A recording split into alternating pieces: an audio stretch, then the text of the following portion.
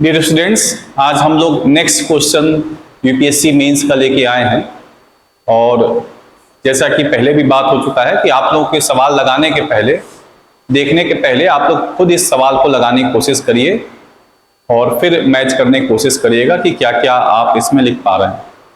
तो चलिए स्टार्ट करते हैं इस क्वेश्चन को। Discuss the role of National Commission for Backward Classes in the wake of its transformation from a statutory body to a constitutional body.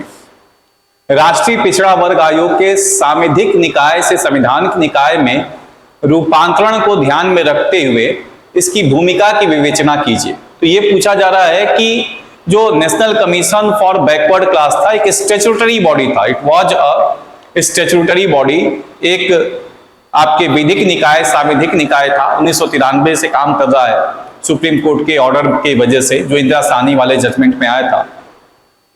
उसके बाद इसको अभी recently 102nd constitutional amendment act से कॉन्स्टिट्यूशनल स्टेटस प्रोवाइड किया गया है। तो ये पूछा जा रहा है कि क्या इसमें चेंजेज आए हैं या कैसे ये काम कर पा रहा है, क्या मेजर ऐसा चेंज आया जिसकी वजह से अच्छा काम कर पाएगा। तो उसके लिए आपको बात करना है।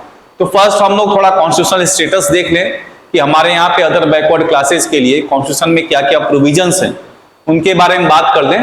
फिर हम लोग देखेंगे कि how the constitutional status which has been provided, जो संवैधानिक निकाय के रूप में ये काम कर रहा है, तो संवैधानिक निकाय के रूप में कैसे ये कुछ परिवर्तन लेके आ सकता है, how it can bring changes while it is given constitutional status. तो जो कॉन्स्टिट्यूशन में प्रोविजंस हैं अदर बैकवर्ड क्लास के लिए, वो क्या है? 15(4) एजुकेशन अदर पर्पज के लिए गवर्नमेंट रिजर्वेशन प्रोवाइड कर सकता है। 16(4) इसमें क्या किया जा सकता है? इसमें अगर आप बात करिएगा तो गवर्नमेंट सर्विसेज में अदर बैकवर्ड क्लासेस के लिए, सोशली एजुकेशनली बैकवर्ड क्लासेस के लिए रिजर्वेशन प्रोवाइड किया जा सकता है। फिर आप देखिएगा आर्टिकल जो 46 है, ये सीधे सीधे स्टेट को डायरेक्टिव देता है कि जो weaker section of the society हैं, उनके डेवलपमेंट के लिए, उनके इकोनॉमिक वेलबींग के लिए, उनके जनरल वेलबींग के लिए, सोशल वेलबींग के लिए स्टेट आपका काम कर सकता है। फिर अगर आप बात करिएगा तो there is 102nd constitutional amendment act, और ये जो 102वां संविधान संशोधन अधिनियम है, इसने क्या किया? इसने एक आर्टिकल आपका ऐड किया और आर्टिकल 338B है। साथ ही साथ में एक आर्टिकल आपका 342A है और एक आर्टिकल 366 आपका रहेगा, जिसमें ओबीसी का डेफिनेशन दिया जाएगा। फिर यहां पे आपका क्या है? 105th कॉन्स्टिट्यूशनल अमेंडमेंट एक्ट आएगा 2021 में, और इसमें क्या होगा? इसमें आर्टिकल 342A के अंदर एक थर्ड क्लॉज जोड़ा जाएगा।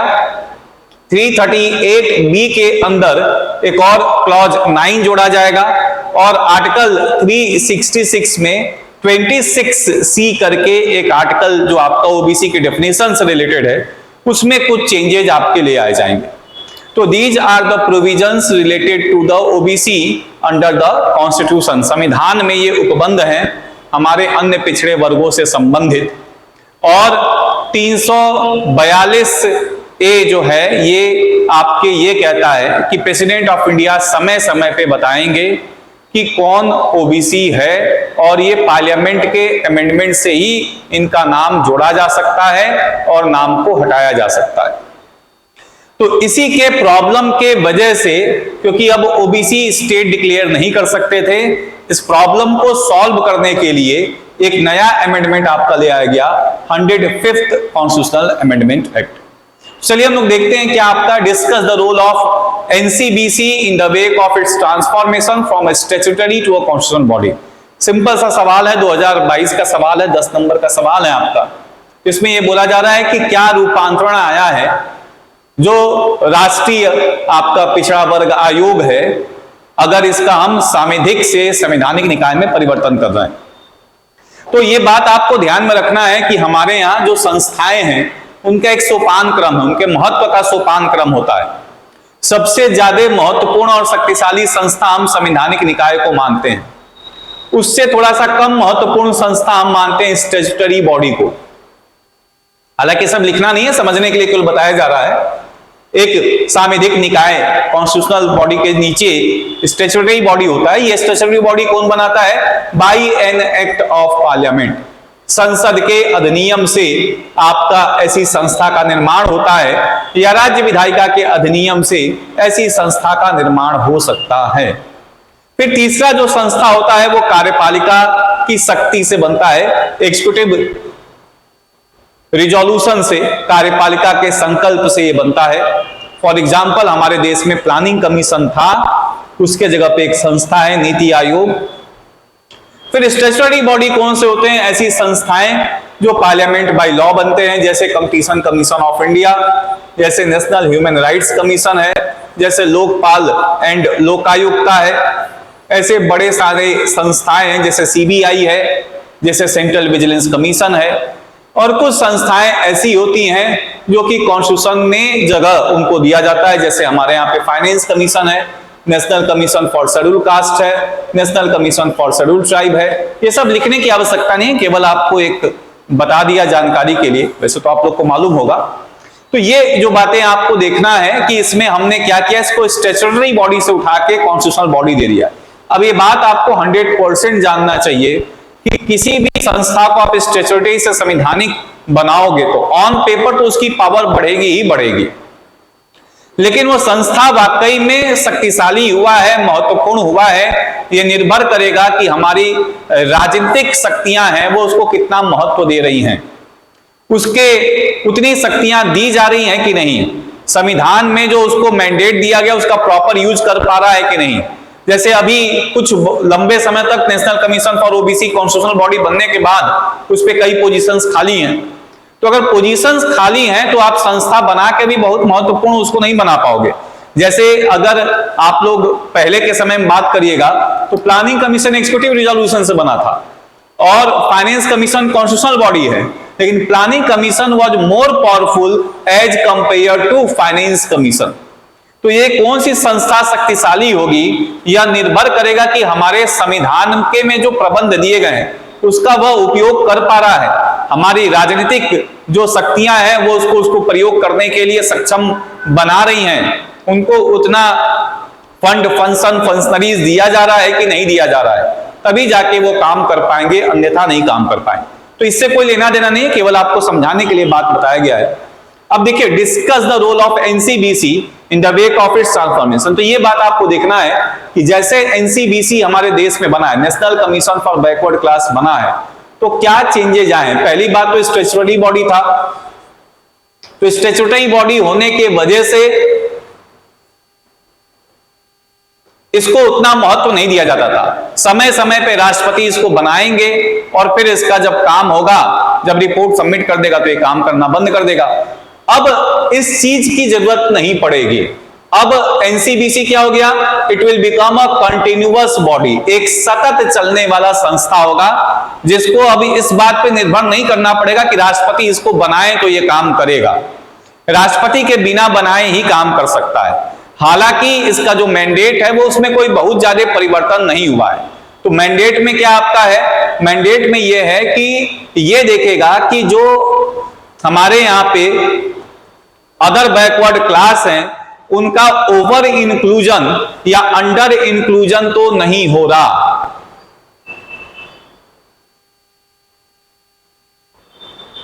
ओवर इंक्लूजन का मतलब जरूरत से ज्यादा किसी ओबीसी में एक जाति को ज्यादा फायदा मिल गया तो अति आप कहिएगा कि उसको फायदा मिल रहा है, ठीक है, अति लाभ उसको मिल रहा है, तो ये नहीं होना चाहिए। और कुछ ऐसे आपके समुदाय हैं ओबीसी में जिनको आरक्षण का कोई लाभ ही नहीं मिल रहा, तो उनका न्यून समावेश है, एक अति समावेश है, एक न्यून समावेश है, ओवर इंक्लूजन अंडर इंक्लूजन। तो ये कमीशन देखते रहेगा कि किसको ओवर इंक्लूजन है, किसको अंडर इंक्लूजन है। जिसको ओवर इंक्लूजन उसको ओबीसी में आप क्रीमी लेयर में ले आओ और उसको रिजर्वेशन प्रोसेस से बाहर करो, जिनको नहीं मिल रहा उनको इसमें शामिल करो। सेकेंड पॉइंट, इसमें जो मेजर चेंज आया है फर्स्ट वाले से, जब आप स्टैट्यूटरी बॉडी था, अब ये आपका क्या है, ये आपका एक तरह से कॉन्स्टिट्यूशनल बॉडी है। तो ये सोशियो इकोनॉमिक डेवलपमेंट के लिए भी आपका रिकमेंडेशन कर सकता है। पहले ऐसा नहीं था, ये डेवलपमेंट के रिलेशन में कोई रिपोर्ट नहीं देता था कि कैसे इनके उत्थान के लिए काम किया जाएगा। एक्सप्लिसिट नहीं था, इम्प्लिसिट था। अब एक्सप्लिसिट कर दिया गया कि डेवलपमेंट के संबंध में ये रिपोर्ट आपका बनाएगा कि कैसे इनका सामाजिक आर्थिक उत्थान किया जा सकता है, सोशियो इकोनॉमिक डेवलपमेंट कैसे इंश्योर किया जाएगा। तो सेकेंड मेजर चेंज आपका है। थर्ड, ग्रीवियंस रेडरेसल का भी इनको मैंडेट दिया गया है।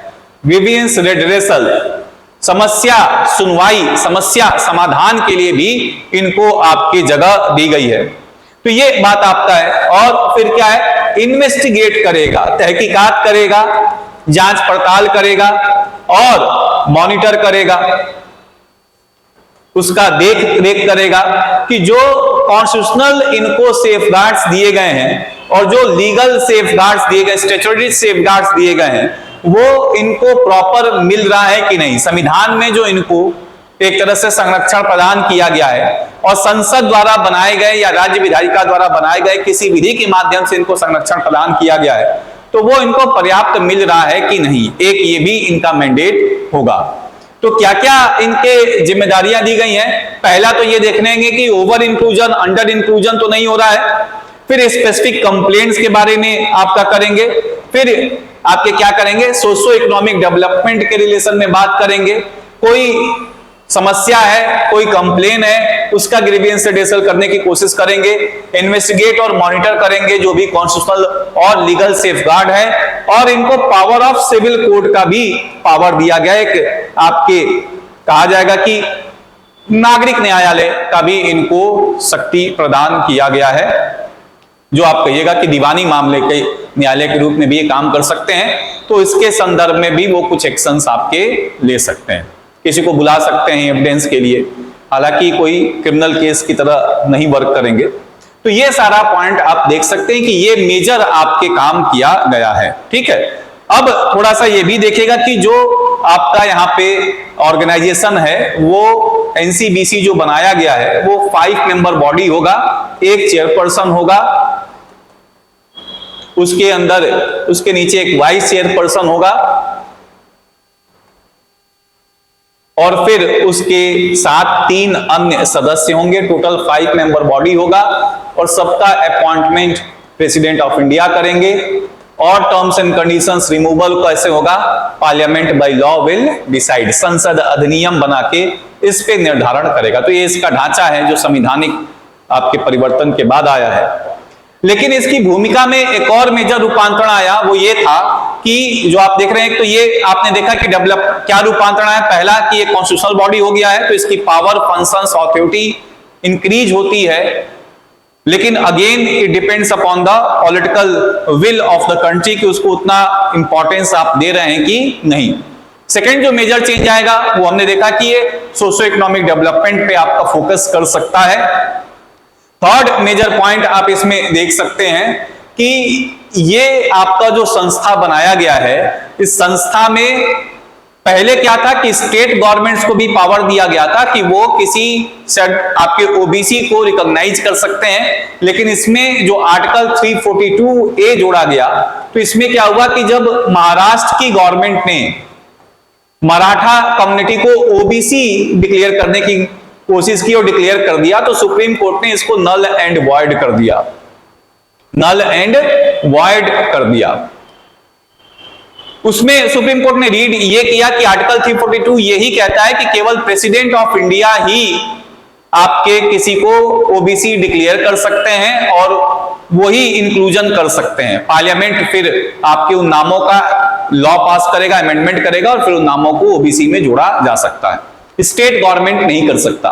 तो इससे ये भी मेजर एक रूपांतरण या चेंज आपका आया था कि कॉन्स्टिट्यूशनल बॉडी बना, लेकिन साथ ही साथ में जो एडिशन और डिलीशन ऑफ ओबीसी होगा वो केवल सेंट्रल गवर्नमेंट ही कर सकता था। और इसके वजह से लगभग 700 के आसपास जो हमारे यहाँ ओबीसी आपके क्लासेस थे, इनका नाम हटने की संभावना बढ़ गई थी। कि ये ओबीसी का फायदा नहीं पाएंगे। इसी चीज को चैलेंज आपके दूर करने के लिए सारे स्टेट ने सेंट्रल गवर्नमेंट से रिक्वेस्ट किया और सेंट्रल गवर्नमेंट ने 105th कॉन्स्टिट्यूशनल अमेंडमेंट आपका पास किया है और 105th कॉन्स्टिट्यूशनल अमेंडमेंट एक्ट 2021 में पास हुआ, जिसमें आर्टिकल 338B में एक 9th प्रोविजन जोड़ा गया है, 342A में आपका 3rd प्रोविजन है और 366 में 26C करके जोड़ा गया है। इसमें क्या किया गया, इसमें यह कहा गया कि अब स्टेट गवर्नमेंट भी क्या कर सकते हैं, आपके एक तरह से वो आपके डिक्लेयर कर सकते हैं स्टेट लेवल पे ओबीसी को। ये जो आपका आर्टिकल 342A है, ये केवल सेंट्रल गवर्नमेंट और सेंट्रल सर्विसेज और सेंट्रल स्कीम्स, केंद्रीय सरकार की योजनाएं और केंद्रीय सरकार की सेवाओं से संबंधित है, उसमें कौन ओबीसी है उसके लिए ये काम करेगा। State governments are free and independent to declare their own list of OBC. वो स्वतंत्र है, अपने अलग से कोई वो क्या कर सकते हैं, ओबीसी का लिस्ट इसके अलावा बना सकते हैं और वो स्टेट लेवल पे उनको फायदा दिया जा सकता है। तो ये मेजर चेंज आपका आया है जो आप देख सकते हैं। लेकिन 102nd कॉन्स्टिट्यूशनल अमेंडमेंट एक्ट के बाद केवल president of India he declare कर सकते थे, लेकिन अब उसमें चेंज ले आया गया। अब आपके स्टेट लेवल पे भी डिक्लेयर किया सकता था, जो पहले था, इसके पहले ऐसा काम हो रहा था। और मेजर आपका क्या चेंज आया है, मतलब ये जो ओबीसी कमीशन होगा ये रिपोर्ट सबमिट करेगा प्रेसिडेंट ऑफ इंडिया को। प्रेसिडेंट ऑफ इंडिया उस रिपोर्ट को पार्लियामेंट में रखेंगे, पार्लियामेंट बताएगा कि हमने क्या एक्शन लिया है, क्या एक्शन नहीं लिया। एक्शन टेकन रिपोर्ट फाइल करेगा और वाई नो एक्शन, क्यों कोई कार्रवाई नहीं हुई, ये भी आपका फाइल किया जाएगा। साथ ही साथ में ये ओबीसी कमीशन अगर किसी स्टेट गवर्नमेंट से रिलेटेड कोई बात लिखा है तो ये रिपोर्ट उस स्टेट गवर्नमेंट को भी सौंप दी जाएगी। तो ये सारा पॉइंट है जो आपको जानना है। तो अब इसमें फिर से एक बार क्वेश्चन देख लीजिए, discuss the role of NCBC in the wake of its transformation from a statutory to a constitutional body. तो यहां पे आप देखिएगा कि ये सारा काम आपका हुआ है जो पहले वाले कमीशन से चेंज था। एक तो आपका स्टैट्यूटरी बॉडी से कॉन्स्टिट्यूशनल बॉडी बनाया गया, इससे इसका पावर, फंक्शन, ऑथोरिटी ये सब आपका इंक्रीज होता है। और सबसे मेजर बात है कि अब ये कंटिन्यूअसली काम करेगा, बार बार गवर्नमेंट को बनाने की आवश्यकता नहीं है, ये बात आप देख सकते हैं, इट विल वर्क कंटिन्यूअसली। तो ये बात आपका है। दूसरा मेजर फंक्शन क्या है, ये सोशल इकोनॉमिक बैकवर्डनेस के रिलेशन में डेवलपमेंट के बारे में भी बात कर सकता है कि उनके विकास के लिए कोई निर्णय ये लोग ले सकते हैं। थर्ड पॉइंट आपका ये है कि ये जो रिपोर्ट आपका सबमिट करेगा वो सबमिट करेगा प्रेसिडेंट ऑफ इंडिया को और प्रेसिडेंट ऑफ इंडिया इस रिपोर्ट को पार्लियामेंट के पास भेजेंगे। ये पॉइंट आपका है। और चौथा जो मेजर आपका डिफरेंस है, ग्रीवियंस रिड्रेसल के रिलेशन में काम आपका करेगा। हालांकि इसमें एक कमी अभी भी है, सुप्रीम कोर्ट ने कहा था कि एक एक्सपर्ट कमिटी बना के दीजिए जो हम इनको डायरेक्ट करेगा, इनको आपका गाइड करेगा, उसकी लैकिंग आपकी है। अभी भी वो एक्सपर्ट कमिटी नहीं बना के, इनको एक्सपर्ट बॉडी है जो इनको बना के दिया जाएगा, वो नहीं है। तो ये पॉइंट आपका है जो आप देख सकते हैं। तो ये आपका रहा, जो आपको लिखना होगा वो यही लिखना होगा कि ट्रांसफॉर्मेशन से क्या क्या चेंजेज आए हैं। तो continuous body, second it will आपके recommend for the development of the SCBC जो पहले नहीं था। थर्ड ये आपका क्या करेगा, ग्रीवियंस रिड्रेसल मैकेनिज्म का भी काम करेगा। और आपके एक और पॉइंट लिख सकते थे कि जो 102nd कॉन्स्टिट्यूशनल अमेंडमेंट एक्ट था वो केवल और केवल president of India central government को इंपावर कर रहा था किस चीज के लिए, टू डिक्लेयर कि ओबीसी कौन है कौन नहीं है। इस चीज को चेंज किया गया है 105th कॉन्स्टिट्यूशनल अमेंडमेंट एक्ट से। ठीक है, तो आज के लिए इतना ही, नेक्स्ट टॉपिक के साथ मिलते हैं।